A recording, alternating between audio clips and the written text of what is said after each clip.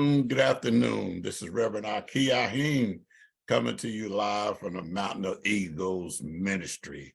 I'm so excited today to talk to you about how to improve your life, how to move forward, how to grow in ministry, how to grow in business, how to grow financially. This is the third part of a 5-part series. We started off with the introduction, which was may you prosper as your soul prosper and be in good health. The first one was part of that was 6 steps to being successful. And the second was what's stopping you from being all that you could be. And today is what makes you valuable. And this is so important because a lot of us don't believe we are valuable. A lot of us don't believe we have any value whatsoever. And society has chosen to call that low self-esteem. Well, if you follow this program, if you follow the steps, you will build up to where you need to be. So we're going to discuss what makes you valuable. What makes some people more valuable than other people?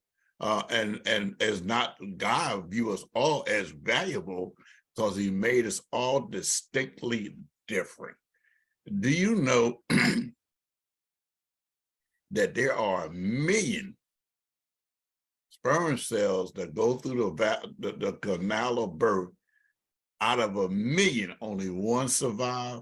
Out of 1 million, one survive. That's you. Do you know how special that makes you? How valuable that makes you? That out of 1 million, you're the only one to survive? That alone tells you that you're special. That alone tells you that God has a plan for your life.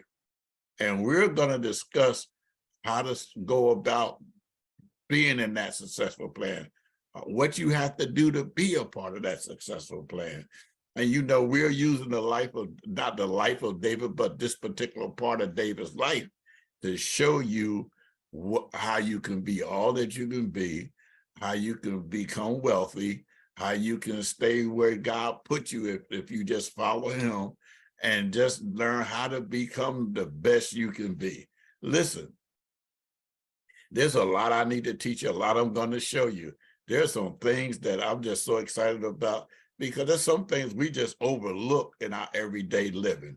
And we're going to discuss all of that when we come back, right back after this.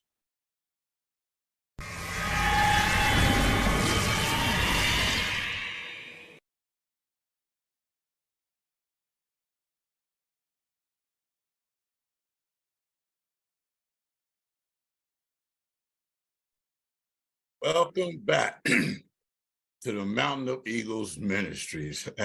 This is going to be good. You have to pay attention and listen, and you're going to learn some things to help you through your trials, your tribulations, to help you overcome some things in your life because you're going to realize you're not in it by yourself, okay?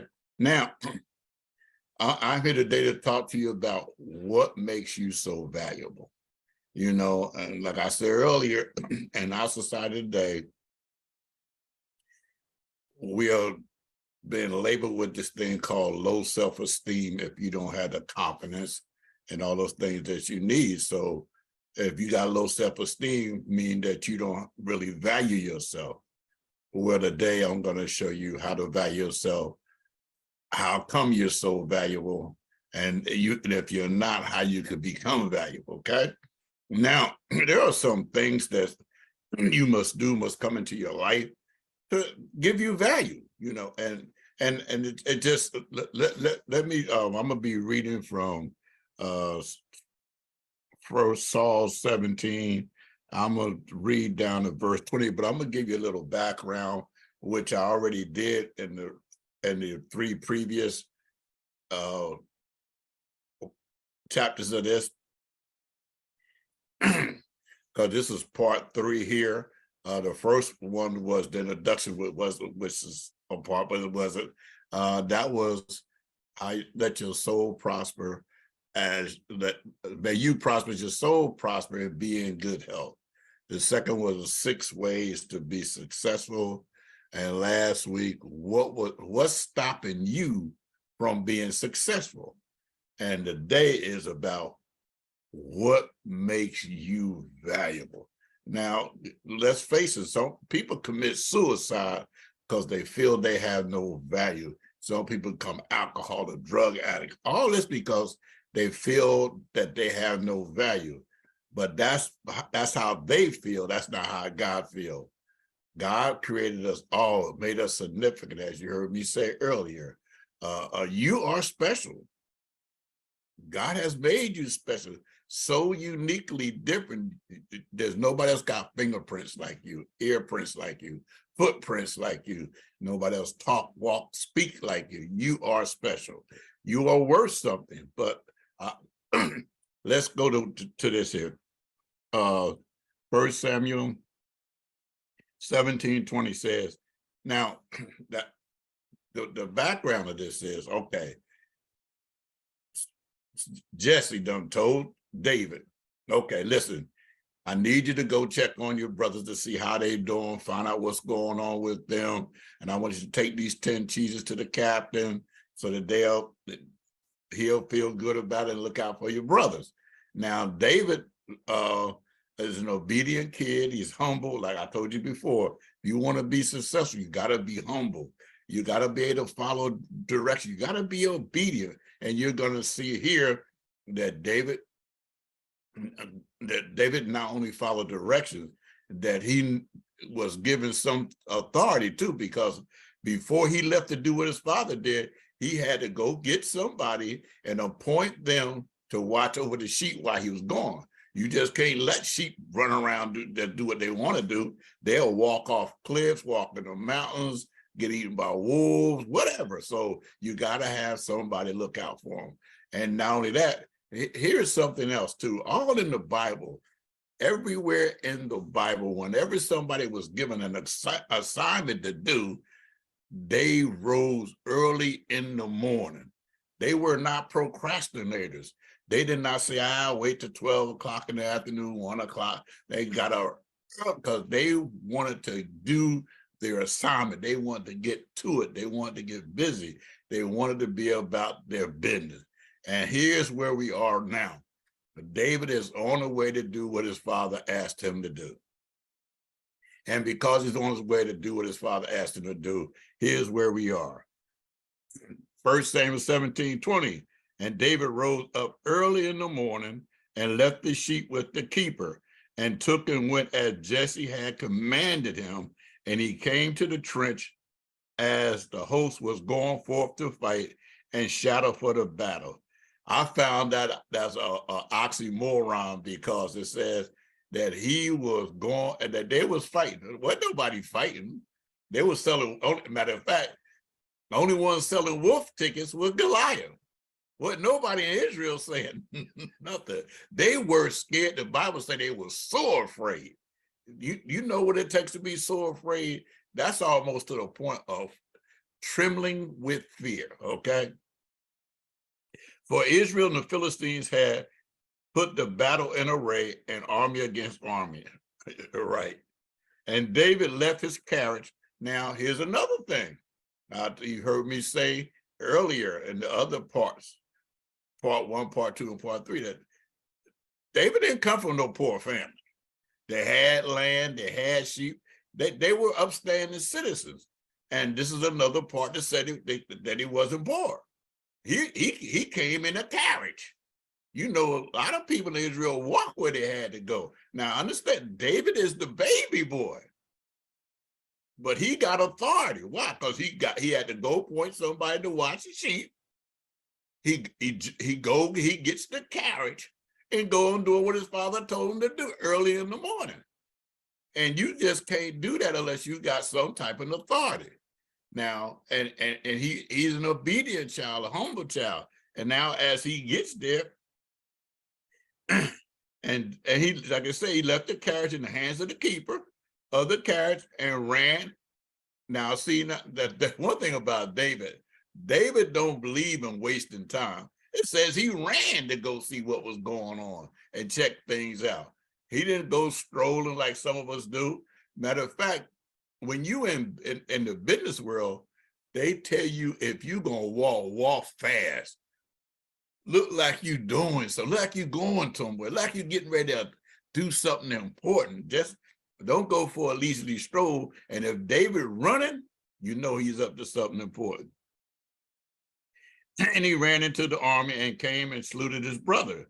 And as he talked with them, behold, there came up a champion of the Philistines of Gath, Goliath by name, out of the armies of the Philistines, and spake according to the same words that David heard them. Now, David ain't heard all this stuff before. This is the first time David's hearing this stuff. And it surprises him. So, and now the men of Israel said, now you got to understand, these guys were scared. You know, I mean, remember, from the top, before they even went into the promised land, what were they afraid of? The giants that lived in the land. What did they say? We look like grasshoppers to them. Now, so they were always afraid of giants. Now they got one, 6 toes on each feet, 6 fingers on each hand, 9.5 feet tall, you know, and he's battle proven and battle tested, where I guess you have to say he's never lost a battle, otherwise he wouldn't be alive. All right. And here they say, and the men of Israel said, have you seen this man that has come up? Surely to defy Israel has come up. And it shall be that the man who killeth him, the king will enrich him with great riches and give him his daughter and make his father free in Israel.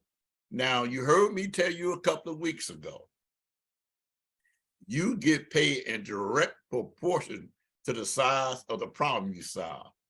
Saul is saying, I'm going to give you great riches. I'm not going to just give you rich. You're not going to just get some, give you great riches. And to go along with the riches, I'm going to give you my daughter, which means you're going to become, from wherever you are, you're going to now become a prince. You're going to move into the palace. Not only that, I'm going to make not only you free, but I'm going to make your family free from taxes. Can you imagine? Do you know what the United States complained about more than anything else in America? Taxes. Now, if you could find a way to be tax-free, you would do it. Now, but you got to do something that's significant to be put in that category. And what made it so significant? The king is scared to death. He's hiding out. Nobody in Israel wants to fight this giant. So you got to make it worthwhile for them to want to fight this giant. That's why he said, not just riches, great riches. I'm going to give you my daughter. And if I'm going to give you my daughter, means I'm giving you something that's precious to me. And not only that, I'm going to make not just you free, but the family free from taxes. But listen, still, there was no takers. Wasn't enough. Not to risk their life, they thought. And David spake to the men that stood by him, saying, what shall be done? Now, see, and here's another thing. Some of us hear something and run off too fast. David said, let me get this clear. Well, wait a minute. I want to understand this, what you're saying. Tell me again what's going to happen to the man that killed this dude. Because David done made up in his mind, I'm going to get him, but I want to make sure what I'm going after when I do this. And he said, and David spake to the men that stood by him, saying, what shall be done to the man that killeth this Philistine, and take away the reproach from Israel? Because he's saying, man, Israel, you in bad shape, because now everybody's laughing at us, because we scared of this one dude. For who is this? Now, I love David, because he said, who is this uncircumcised Philistine that he should defy the armies of the living God? Now, I told you a few weeks ago, if you want to be successful, if you're gonna make, what makes you valuable? You trust and depend on God. That's what's going to make you valuable. Because if you trust and depend on God, to get you through where you got to go through, to help you through what you got, you're going to get there if you trust and depend on him. And the people answered him after this manner, saying, so shall it be done to the man that killeth him.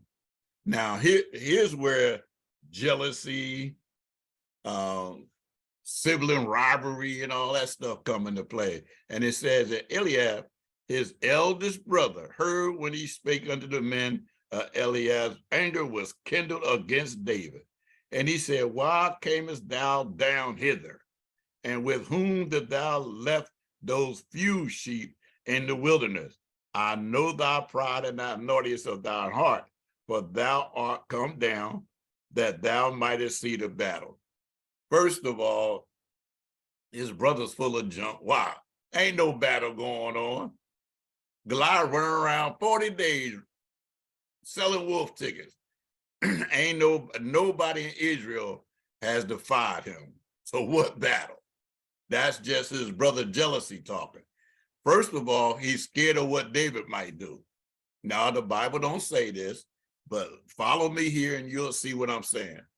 You know he know David killed the bear and the lion. You know he know this, right?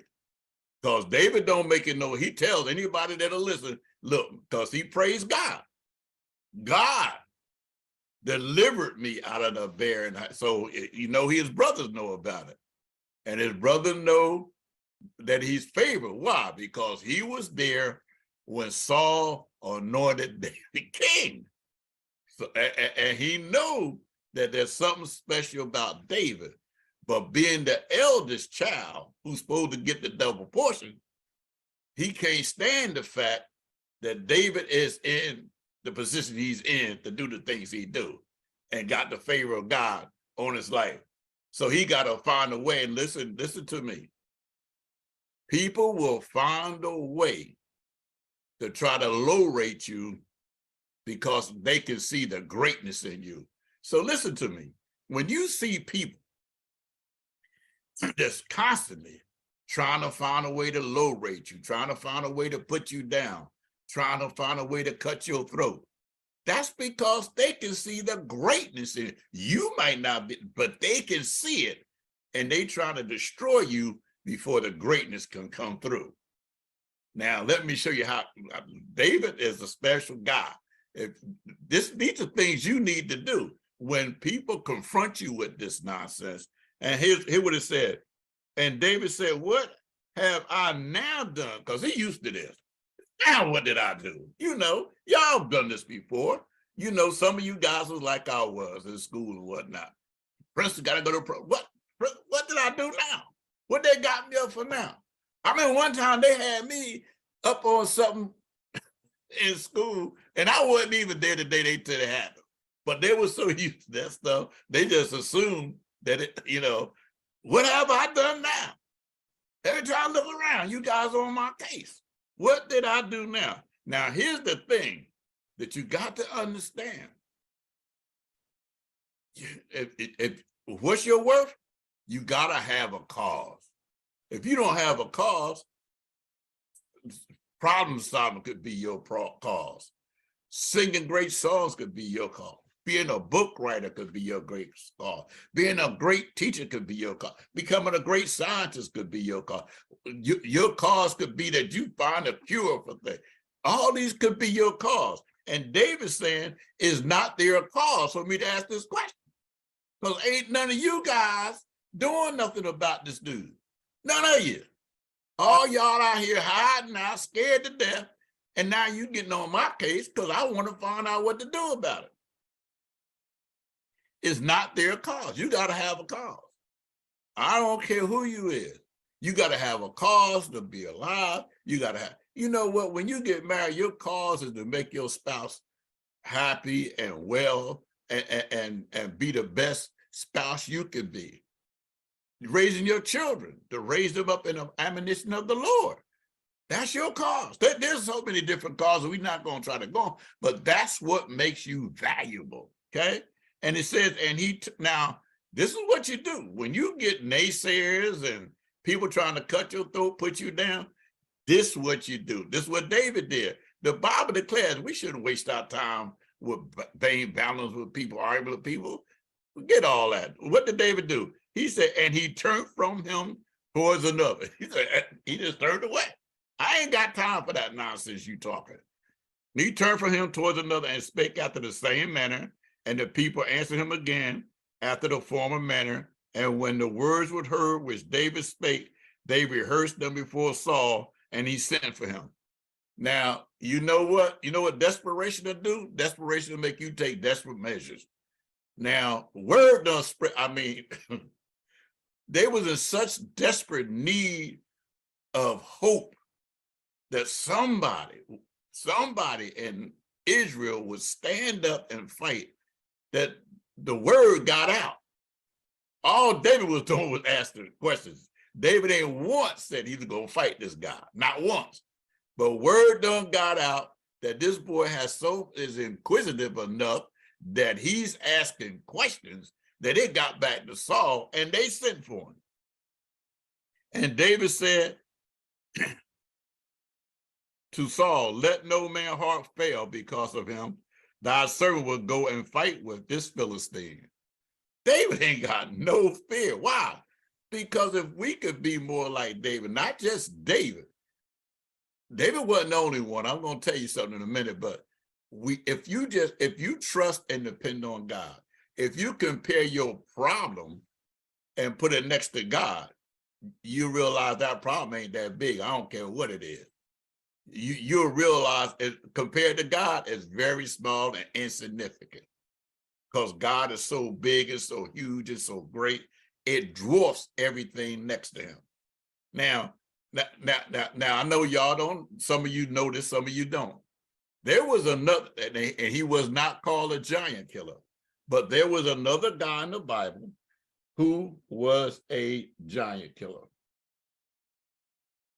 And the Bible don't say he was no giant killer, but let me read it to you, and you'll see why I say what I say.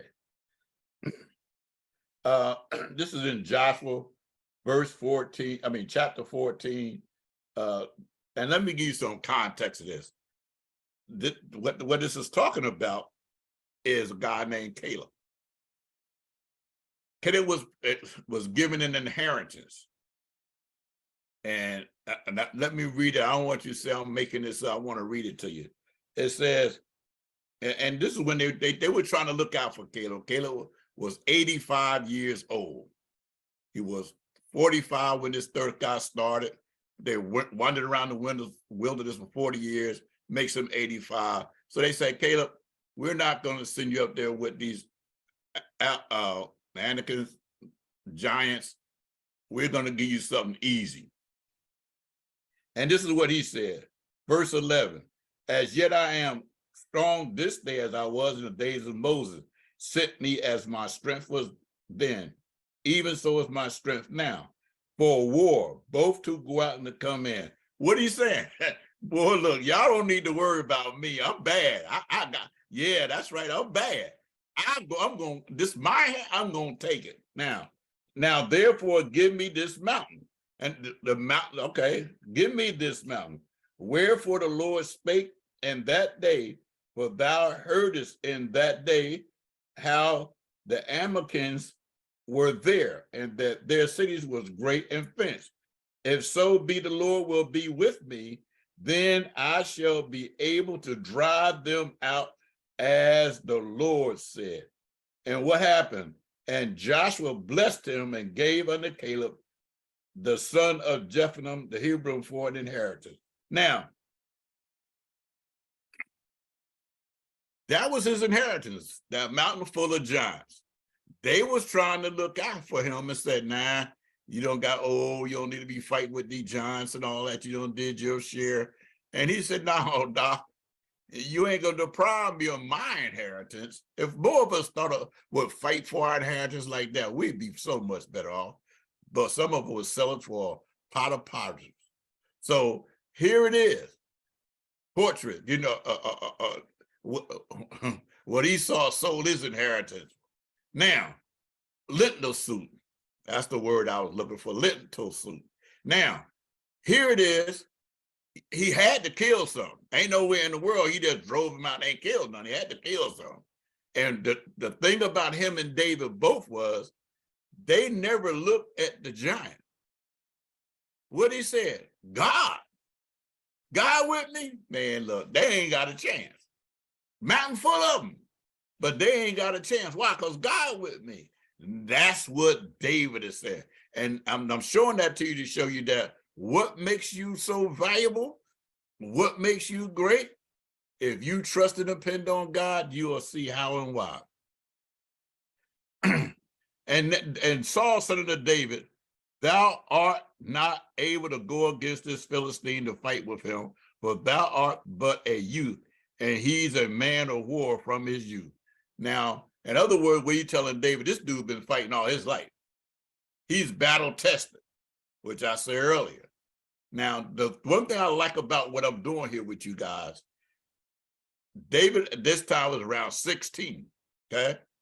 That means God uses teenagers.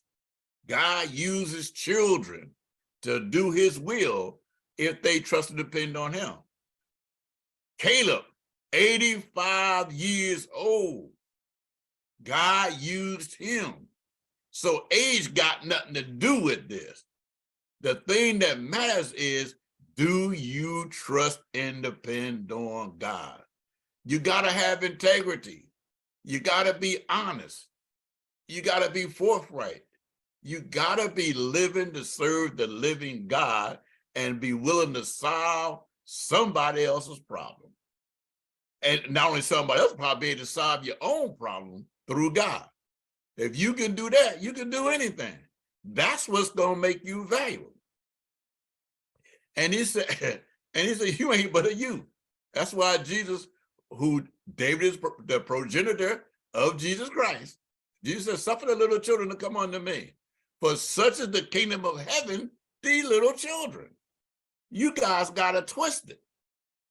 Now he telling David, yeah, you ain't nothing but a kid. David said, you got to twist. Let me explain something to you. And this is when he pulled out his resume. And I love the way he did this, because people don't understand how important a resume is. A good resume, a resume that you can look on and somebody can look at it and say, wow, you did all that at your age? I need to hire you because you're valuable. You're that trustworthy. I need to hire you. You mean you get up early in the morning to get stuff done? I need to hire you because you're valuable. I don't know where I'm going to find you. You're a generational talent. I want you on my team. What do I have to do to get you on my team? And David said unto Saul, thy servant kept his father's sheep, and there came a lion and a bear, and took a lamb out the flock. And I went after him and smote him to deliver it out of his mouth. And when he arose against me, I caught him by his beard and smote him and slew him. Now, as far as this goes, in the Bible, ain't but two people ever with their bare hands killed the lion. That was David and Samson, two of the most anointed people in the Bible. The Holy Spirit with these two more than there was with anybody else. These guys and nobody else, they say they killed them with their bare hands. And thy servant slew both of the lion and the bear. And now that I don't gave you my resume, I'm telling you why I ain't scared of this guy. He says, and this uncircumcised Philistine shall be as one of them, seeing that he has defied the armies of the living God. David's whole premise, whole life is structured around God. He has come to learn to depend on God and nobody else. And he's saying, hey, listen, you can't make me doubt him because I know too much about him. He's my rock. He's the wheel in the middle of the wheel. He's my rose and Sharon. He's the valley. Well, look, God is my everything. And with him on my side, is more than the whole world against me. I'm going to get this giant. Because he did what? He defied the armies of the living God. And in order for God to get the glory, I'm going to have to do something to this dude. David said, moreover, the Lord that delivered me out of the paw of the lion and out of the paw of the bear, he will deliver me out the hands of this Philistine. And Saul said unto David, go, and the Lord be with you. Now I'm telling you something. Cold-blooded coward. You gonna send a 16-year-old kid to do your job. Because you the king. You the one that's supposed to be fighting this guy, not David. David is you already said you're but a youth. But because you so desperate measures, because you so desperate, you willing to send this youth out there, you believe to his death, but you're hoping against hope that he succeed. And Saul armed David with his armor. He put it on his helmet, brass upon his head. Also, he armed him with a coat of mail. And David girded his sword upon his armor, and he essayed to go, for he had not proved it. And David said unto Saul, I cannot go with these, for I have not proved them. And David put them off. In other words, David said, man, I never tested this stuff. I don't know how this is going to work out there. And this, I put my life at risk. I need to work with something that I know works. And this ain't it. Now, when you read the Bible, you need to really learn to go to where they are. You got to be in the valley where you can smell the food cooking, where you can smell the grass, where you can actually smell the fear on these guys. And here it is, what you got to understand, and ask yourself, now Saul is a head and shoulder taller than everybody in Israel. We all know David was not that tall. The Bible declares this. He was not that tall. So why in the world, you, a man of war, understand armor is usually custom to the person that's wearing it, so they could have more freedom of movement, so they could be more protected of themselves. But you're gonna take this oversized armor and place it on David. Why would you do that? This is why you gotta be careful when you're dealing with people. See, God was protecting David, and David wasn't even aware of it yet. Because understand this, you had the two armies, one on one hill, one on the other hill, and they was down in the valley. From the hills, you could tell who Goliath was because he's 9.5 feet tall.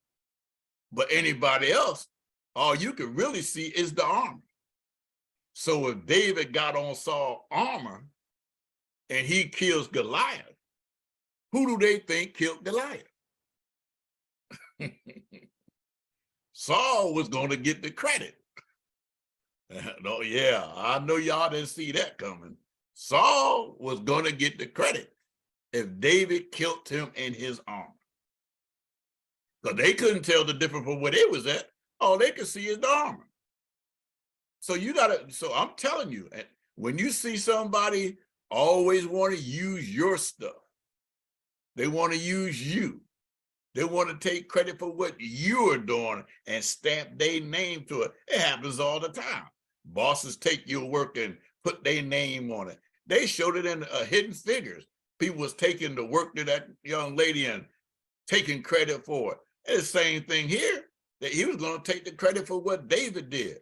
But God had fixed it where David had nah, I can't even really move in this stuff. Nah, I can't use this. Get rid of this. And he went on. And he took his staff and chose him 5 smooth stones out the brook and put them in the shepherd's bag, which he had even a scrip, and his sling was in the hand, and he drew near the Philistine. Now, a lot of people want to know why, because Goliath had 5 brothers. David said, I ain't scared, but I'm going to be prepared. A lot of us got to learn what makes us valuable, being prepared. If you ain't prepared, what value are you? You got to be prepared for stuff. You got to be able to have a discerning spirit that you can discern when something ain't fitting you right. This don't look right. This ain't the way it should work. and be able to put that stuff off and use what God gave you, okay?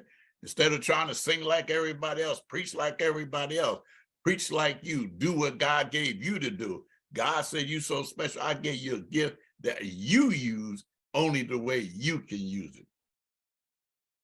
And the Philistine came and drew near David, and the man bare the shield, went before him. And then the Philistine looked about and saw David. He disdained him, for he was but a youth and ruddy and a fair countenance. And the Philistine said unto David, am I a dog that thou comest to me with staves? And Philistine cursed David by his gods. And the Philistine said to David, come to me, and I will give thy flesh to the fowls of the air and to the beasts of the fields. Then David said to the Philistine, thou comest to me with a sword, with a spear, and with a shield.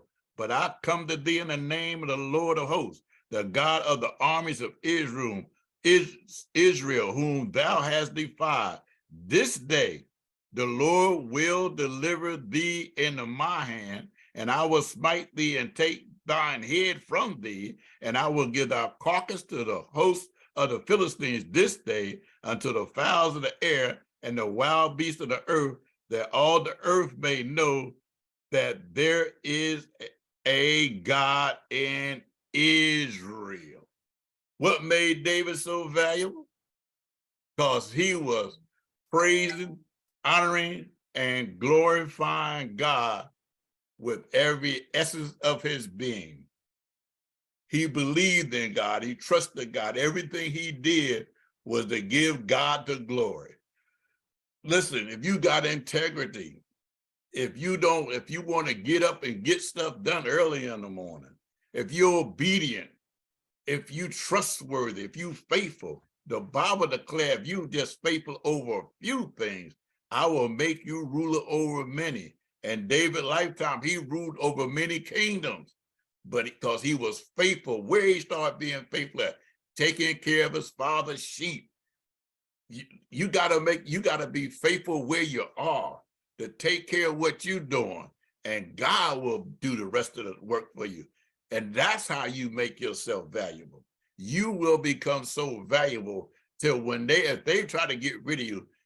I've seen jobs where they got rid of somebody, and then because they didn't want to pay them, and then they end up having to hire 3 people to do the work they was doing. That's how valuable they were. But they didn't have enough sense to understand the value. That the Ravens, they gonna regret not paying that boy, because he don't prove to them how valuable he is. They don't believe it, but they're gonna find out. But I tell you this, God loves you. God, you're so valuable to God that every hair, for those of us that got hair, God has it counted. Every tear that you cry, God puts it in a bottle. That's how valuable you are to God. And if you understand and believe that, then you can trust and depend on God, and he can use you and make you even more valuable. Why? Because he want to use your life that he might get the glory out of it.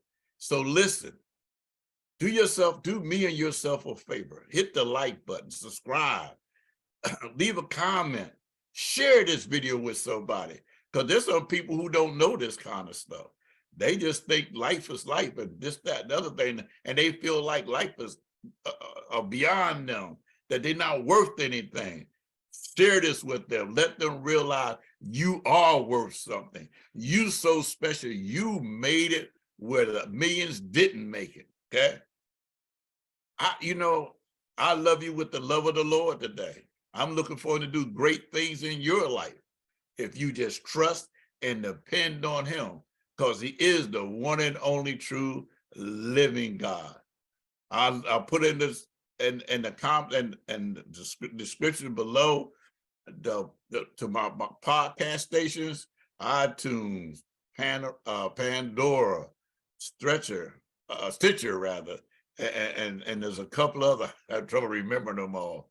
And listen, and I got another YouTube channel, Mercer County Public Adjuster, because I am a licensed bonded public insurance adjuster. I help people solve their problems. You want to find how? Click on the link tree, Thames Preacher Linktree, Crane Scripture. Just check it out. You'll see it. Just click on it and it'll take you through. Listen, gotta go. God bless you. God keep you. God watch over you.